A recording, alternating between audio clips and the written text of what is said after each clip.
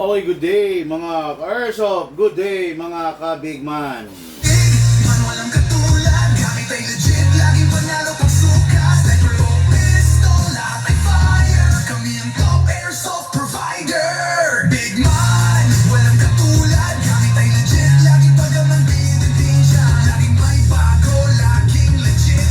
Big man rules, wag kang bitter kid. Big man, walang katulad, gamit ay legit, laging panalo pag sukat. Sniper o pistol, lahat ay fire. Kami ang top airsoft provider.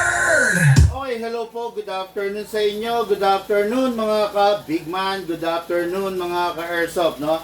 Hello po, shout out, good day and good afternoon sa ating ka-airsoft from Palayan, Nueva Ecija, si Tatay Berhilio. Man, walang katulad, gamit ay legit, laging panalo pag sukat. Sniper o pistol, lahat ay fire. Kami ang top airsoft provider. Okay, shoutout po sa iyo, Tatay Berhilio Pineda o Palayan, Nueva Ecija, no? Grabe, nakakantigang istorya nito, no? Share ko sa inyo, no? Ito yung unit niya. This is the Shadow Block, okay? Standby lang kayo, i-share ko sa inyo yung istorya niya. Then, ang unit natin dito, isang ide-demo yung test fire at isang ito troubleshoot, okay? Ito, mapapansin nyo si Shadow Orange, ang naging problema nito, na-advance yung wear and tear. Kung bakit na-advance yung wear and tear, malalaman ninyo in just a while, okay?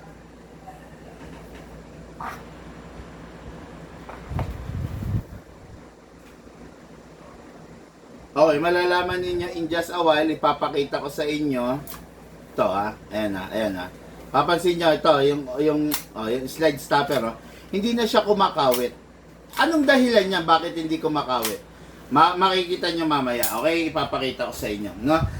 For now, ito yung unit ni Tatay Berhilio.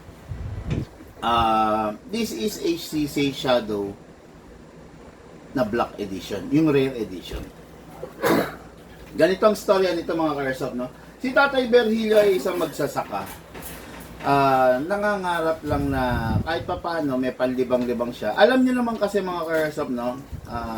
Mostly yung nagkaka-interest sa barel, kalalakihan. Although meron na rin naman mga kababaihan na gustong sumubok ng barel, gustong, di ba? Merong kababaihan. Ngayon, nagkataon na ito si Tatay Berhilio ay isang seniors na, no? Ang kinabubuhay nila dyan sa Palayan, Nueva Ecija is pagtatanim. Kaya nga palayan. Kumbaga, siguro taniman, di ba? Ng palay. Ayun, no? So, nangangarap siya na magkaroon ng airsoft. Hindi siya nangarap nung nung mga mumurahin, nung mga budget meal, hindi siya nangarap nun. Ang pinangarap niya, yung isa sa pinaka high-end. Alam niyo to bakit Ito yung nakaka-touch na tagpo. Isa lang ang naging katwiran niya. Matanda na ako. 98 years old na ako. Tama ba ako? Tama nga. Ay, sorry. Matanda na ako. 97 years old na ako. Gagamit pa ba ako ng mumurahin? Sandali na lang pwedeng pumikit ng mga mata ko. Yan yung mga eksaktong salitang sinabi niya sa akin. Hindi ako nakasagot, sa totoo lang. Oo nga. Yun lang ang nasagot ko, no? So, ang katwiran niya, sandali na lang ang buhay niya. Totoo nga naman, para sa isang 97 years old, ang laking bagay na inabot niya yung ganong edad. Bihira sa ating henerasyon ngayon ang aabot ng ganong kalayong edad, 97 years old. Biruin mo yun. 97 years old, kaya niya pang pumisil ng gatilyo, kaya niya pang sumipat ng target. Nakakatuwa. Okay? Hindi kasya ang pera niya dito. Actually, hindi talaga kasya, no? Isa lang ang sinabi ko. Sige, Tay. Tignan natin. Mag-aambagan daw yung mga anak niya. Ang anak niya is 6. So, mag-aambagan. Then, yun. So, nag-ambagan naman, naka-raise sila ng 9,000 pesos. Medyo malayo ang presyo nito. No? So, napag-isipan ko na lang na, kasi baka maulit di ba? Meron kasi nangyaring isang matanda rin, no, na dumudulog sa atin, di ba? Yun. Ang napag-usapan na lang namin is magkakaroon siya ng balance, no? So 9,000 lang ang pera niya. Sige, go ko na. Ibibigay ko na to, no? Para at least maramdaman niya na, no? So, kung dahan-dahan nila akong bayaran, pwede. Kung hindi naman, pwede rin naman. Pero, nasa sa kanila na yun, no? So, itong unit na to is 9,000 pesos lang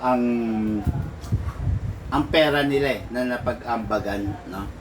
So, ibibigay ko na sa ito, Tatay Virgilio, kahit may balanse ka pa, ipapagamit ko na sa iyo, no? Nasa sa inyo na lang po, pwede nyo akong balikan, pwede nyo akong bayaran dun sa balanse nyo. Pwede rin hindi naman, kung talagang gipit, kung talagang walang-wala, di ba? Pero ang importante, ang gusto ko, masubukan mo na, malaro mo na itong unit na to, no? Para sa ka-airsoft natin, okay na, Tatay Virgilio, okay? Nasaan na? Ayun. Virgilio Pineda, o Palayan, Nueva Ecija. Big, man walang katulad. Gamit ay legit, laging panalo pag sukat. Sniper o pistol, lahat ay fire. Kami ang top airsoft provider. Parang lag yung internet connection to. Parang ang labo ng video. Iayos ko lang sa internet na. Sandali lang mga karasa pa. Iayos lang natin para gusto ko maliwanag Ayaw ko ng malabong internet connection, no? Malabong live. Okay yan. Yan siguro lilinaw na yan, no? Okay. Tatay Virgilio Pineda, ito po yung unit mo, no? Okay mga ka-airsoft, no? Bakit importante yung break-in period dun sa unit? Bakit importante na malagyan ng maayos na silicone oil? Lastly, bakit importante na sumunod kayo doon sa mga payo ko? Okay, ito ito. Itong unit na to, binili sa atin last week. All of a sudden, nagkaroon problema. Ito, asa natin, ilak natin to, tingnan nyo, bumibitaw. Hindi katulad nito, kasa, ilak, kumakawin. Bakit dumating sa puntong bumibitaw to? Ito ito yung mga possible na dahilan kung bakit siya bumibitaw. Number 1, hindi tinapos yung break-in period, ginamitan agad ng 14 kg itong unit. Okay?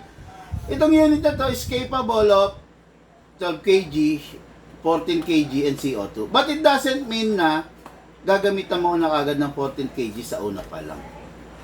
Okay? Itong unit na to, matindi. Kaya lang, mas matindi siguro yung gumagamit. Okay?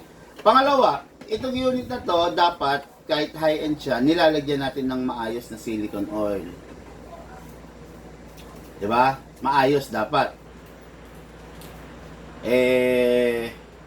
Hindi ko alam kung paano ginamit to, no? Nung may-ari, bakit nagkaganito. Okay? Pangatlo, itong unit na to, lagi ko sinasabi, huwag ninyong hinahatak dito. Kasi katulad niyan, napudpud na. Okay, no? Ayan, napudpud siya.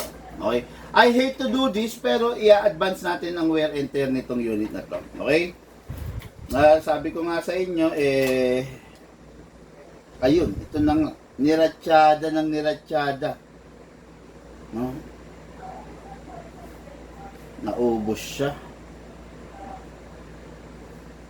Okay? No,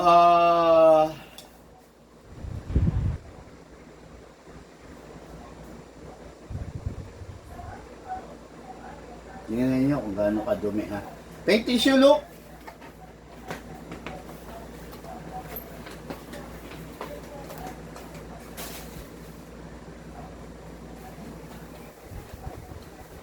Look at the wear and tear na nangyari.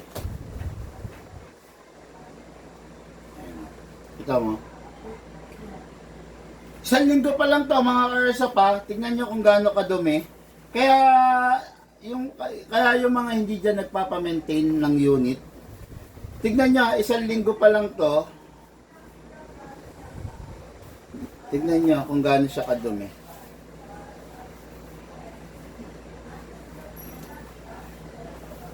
Okay, isang linggo pa lang yan ha. Ayan. Ayan. Kaya, huwag ninyong kakatamaran yung pagpapamaintain ng unit, ha? Yan, katulad nito, ganun nga ang nangyari. Ay, Tatay Berhilio, idaos ko lang muna to, ha? Idaos ko lang muna to, okay? So, ganun na nga yung nangyari, na-advance yung wear and tear ng unit, no?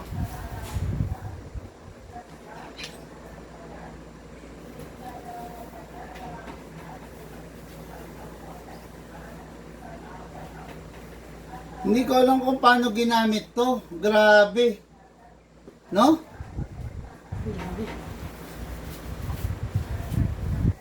Grabe.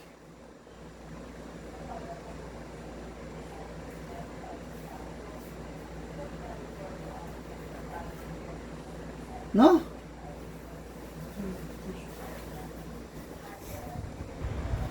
Grabe oh. Tapos ayun, sige, ano na natin, bago natin gawin, no? So, naging problema nito unit, hindi na nag-open slide, okay? Para sa isang linggong ginamit, ano po nun, napakabilis po nun, no? Hindi ko lang alam kung paano gumamit yung may-ari nito, pero yun ang reality, eh. Kita nyo naman, no? Grabe, oh.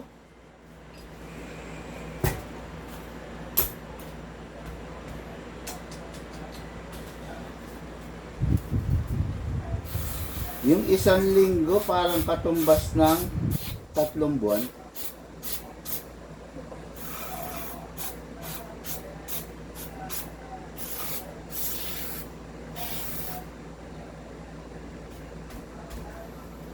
Mga ka-airsoft, ito pinag-uusapan natin. Isang linggo po ito na ginamit.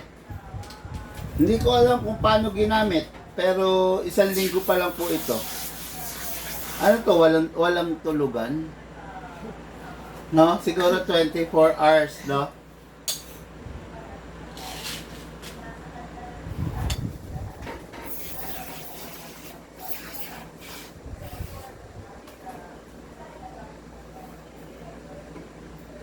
So, ang pinaka main issue nito, hindi na nag-open slide, no? Pag ang unit nyo, hindi na nag-open slide, so, ang nangyari, naupod agad yung slide catch, no? Medyo medyo abnormal 'yon, no? Pagdating sa ganun. Ready ka nang basahan, punasan mo. Ayan.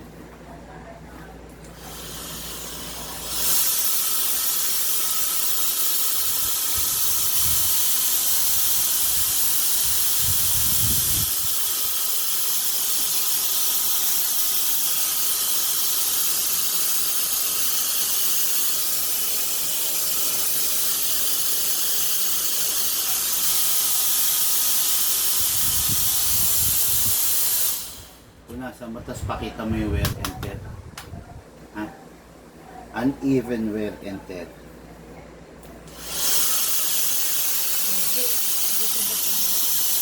Ha?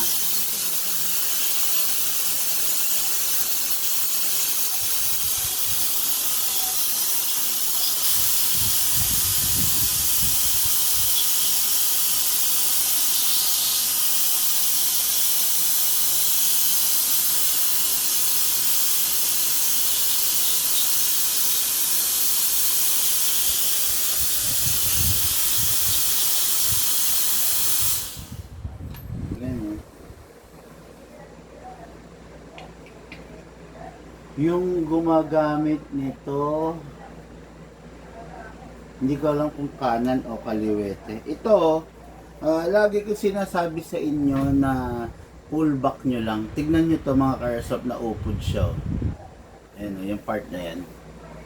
Kita?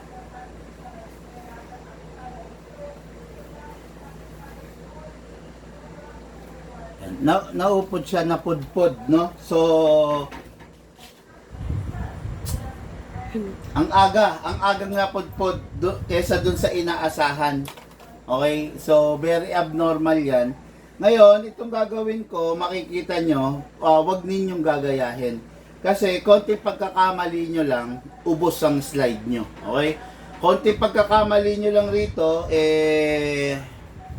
pagsisisihan ninyo, bakit nyo pa ginalaw yung unit ninyo. Okay? Kaya, do not try this at home, sabi nga. So, itong gagawin ko na to is hindi dapat tutularan, ha? Okay.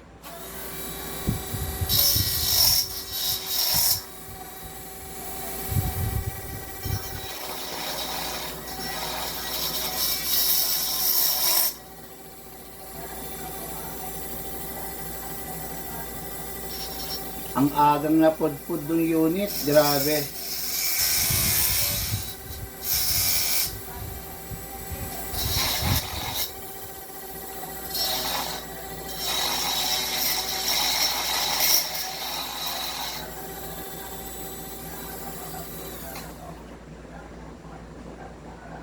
Ang aga na pudpud ng slide. And tinakolect namin, no? Sa tingin nyo, saan manggagaling tong dumi na to? So, manggagaling to doon sa mga wear and tear, doon sa mga napudpod, no? So, ayun, hindi ko alam. Siguro nagmala action star si Sir Kube, no? Kita mo naman kung paano siya mag-filing, di ba? Nag-ano siya, no? Mala action star. Okay? Pero, ayun.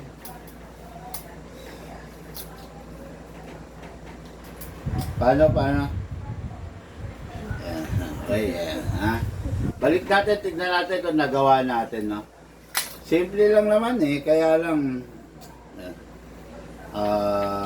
wag na lang sanang magmamala action star, Sir Kube, no?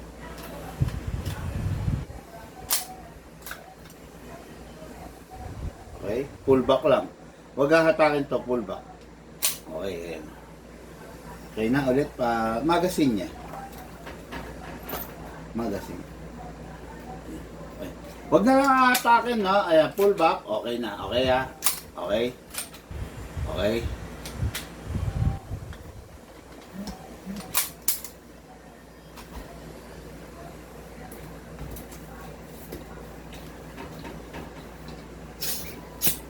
Okay. Yun. At ang reason nito is okay na.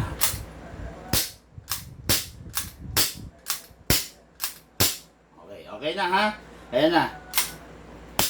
Okay, nag-open slide na ulit, ha? Ngayon, isa sa reason nito is, unang-una, maling pagsisilicone oil, hindi natatamaan ng silicone oil yung mismong slide catch stopper. Pangalawa, ginamitan ng 14 kg. Okay? Compatible to with 12, 14, and CO2, pero kailangan tapusin mo na yung break-in period bago mo gagamitan ng 14 kg. Okay?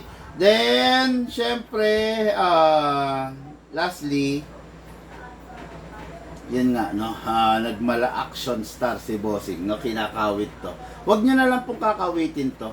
Okay? Pull back nyo lang para hindi sumakit ang ulo nyo. Okay? So, done, troubleshoot done para sa unit natin kay Airsoft.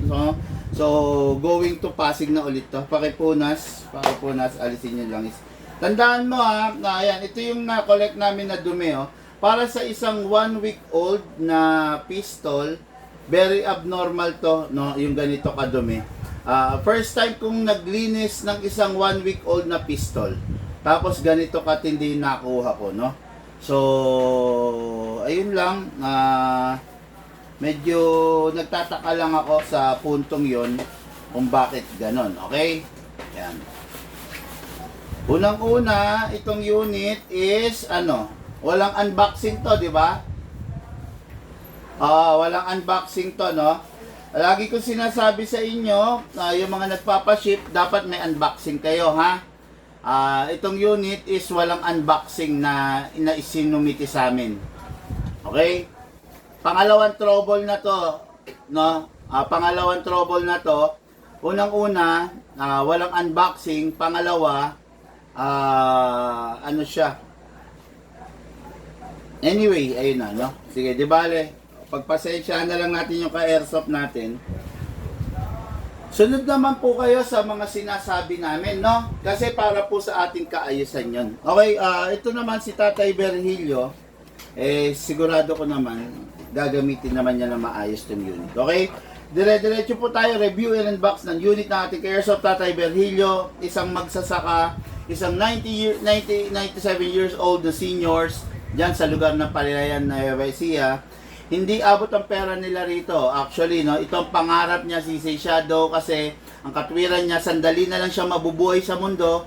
97 years old na siya, anytime pwede na siya mawala.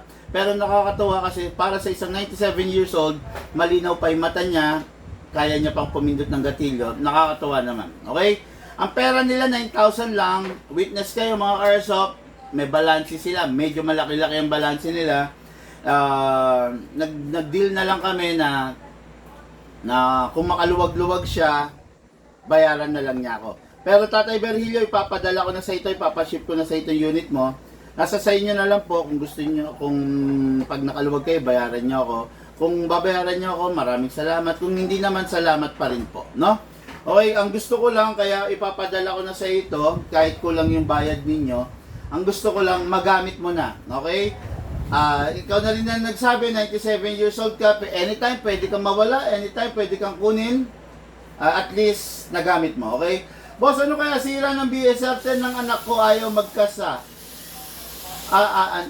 Ayaw magkasa and release, marami. Magkasa na release and release. Okay, BSR-10 mo, ano ba yung BSR-10 mo? China? Kung China yan, wala na yan, tapon na yan. Hindi na nare-repair yan, no? Kung China yan, ha? Kung Tokyo Marui yan, may pyesa tayo yan. Pero kung China yan, tapon na yan, ha? Kung China, ha? Hindi ko kasi alam hindi detalyado Marami kasi model ng BSR-10. Meron si Tokyo Marui, meron si King Arms, meron si Double Bell. Pinaka-worst case scenario, kung yung BSR-10 mo, double bell, China yan, patapon yan. Walang pyesa po yan, ha? Bossing, tinanong mo ako, sumagot lang po ako ng diretso, wag po sasamaan loob mo. BSR-10, ulitin ko, kung China yan, patapon yan. Wala yan, hindi nare-repair yan. Pero kung yung unit mo is Tokyo Marui, King Arms, sino pa ba naglabas ng BSR-10? Etc. no? Etc. ha? Basta mga Taiwan, Tokyo Marui, Japan, BSR, King Arms, Taiwan. Kung yan yung SRC, naglabas ng BSR-10. Kung yan yung yung mga unit mo, okay, nare-repair natin yan. Pero kung unit mo is BSR-10 China, which is double bell, tapon na po yan. Hindi po worth it i-repair yan, no? Yung sinasabi mo kasi, alam ko na yung problema niyan no? Nag-i-slam, tawag dyan slam fire. Nag-i-slam fire. Yan kasi ang sakit niyan. Kung China yan, tapon na po yan. Wala po, hindi po nare-repair yan. Okay? Pagpasensyahan nyo na, boss. Tinanong nyo ako, sumagot lang po ako ng diretso. Hindi po ako nagpapaasa, hindi po ako bolerong tao, hindi ko sasabihin na magagawa kung alam kong hindi naman magagawa. Okay? Share done, Sir Bigman, and very clear explanation, sabi ni Cesar Susan de la Cruz. Okay? O ito na, Tatay Virgilio Pineda, hindi ko na papatagalin. Alam ko na, excited ka na. Okay, this is the CC Shadow 2, the Everyone's Dream, the Shadow 2, the Rare Edition. What is good and special about this? Very rare tong isa sa pinaka-rare tong full black, no? This unit is capable of 12 kg, 14 kg and CO2. Tapos itong unit na to is yun, full steel. Bihirang-bihira ang unit na ganyan na full steel. Nandito sa Bigman, nasa harapan nyo na, okay? Itong unit na to is full steel, makikita nyo. Uy, umuulan. Tingnan mo. Napakasarap gamitin ito, okay? sigurado mag-e-enjoy si Tatay Virgilio. Okay, number 1. Hindi na natin papatagalin. Press the valve, then spray. Tatay, ito binibigyan kita ng instruction. Sana po masunod ninyo, ha? Yung unit, maaari ikaw lang gumamit, huwag mo ipahiram. Tandaan mo, ang nakakasira sa unit yung mga taong nangihiram. Okay? Bilang may-ari, ingatan mo yung unit ay. Napakaganda nito pinili mo. Inlet valve. Okay? Okay, ngayon kunin natin yung unit. Kasa, ilock manually. Spray tayo sa slide stop ay sa nozzle. Okay? Then, pull back, then release. Okay. Kuha tayo ngayon ng green gas, no? Itong unit na to, pwede sa 12 kg, pwede sa 14 kg, kaya lang nasa break-in period pa tayo. Gamit muna tayo ng 12 kg. Okay? Upside down, then press down. 1, 2. Okay? Tapos, ito na. Lagay tayo ng bala. Atakin pababa. Place your right thumb here. Pump lang po.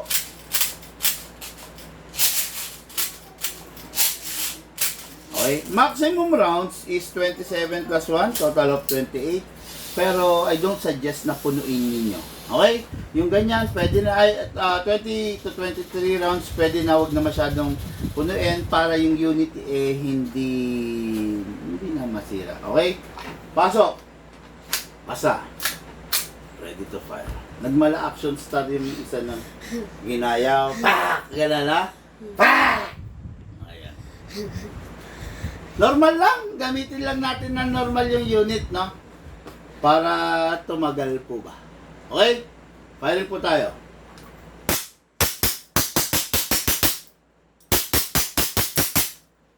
Open slide kasi wala na siyang bala. Next thing to do, release the magazine, release the slide, then rest the hammer by pressing the trigger. Okay? Yung unit natin ka-airsoft, ready for packing and ready for shipping, Virgilio Pineda of Palayan, Nueva Ecija. Okay? Lahat po tayo nagmula sa iba't ibang larangan, pinagbuklod, pinag-isa ng isang libangan. Yun po ang paglalaro ng airsoft. Atid po sa inyo na inyo.